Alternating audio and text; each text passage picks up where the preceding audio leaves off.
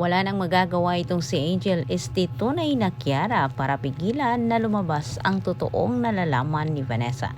Samantala, booking na si Angel. Kahit pinatahimik pa niya ang kanyang inang Marley, wala siyang kamalay-malay na nasabi na nito kay Vanessa ang kanyang tunay na pagkakilanlan. Nagulat man si Marco sa kabilang banda sa mga inamin ni Vanessa sa kanya sa kanilang pagharap.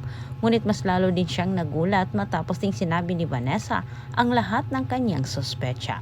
Nabigo naman itong si Angel sa kabilang banda sa pagsunod kay Marco nang dahil din ito kay Lexie at Sylvia. Plansyado na ang plano nila Marco at Vanessa. Sasagawa sila ng DNA test para mapatunayan na hindi totoong Angel ang nagpapanggap na kapatid ni Vanessa. Balik na si Marco sa kanilang tahanan, agad naman itong kumilos para makakuha kaagad siya ng sample para sa DNA test nila Angel at Vanessa. Naman itong si Vanessa na magtagumpay ang kanyang asawa para hindi umano magkasira ang kanilang plano. Ngunit si Pons mismo ang magbigay sa kanyang kaibigan para sa sample umano ng DNA test. Para sa ganitong paraan ay mas lalong mapabilis. Panting humarap itong si Angel kay Marco na wala siyang kamalay-malay na may ginawa na ito laban sa kanya. Nood ni Marco ang instruction ni Vanessa sa kanya para hindi umano mamalayan ni Angel ang kanilang plano. Hindi ka nang nahuli ni Angel itong si Marco pero kaagad naman itong nagawan ng paraan at naibigay din kay Pons ang nasabing sample.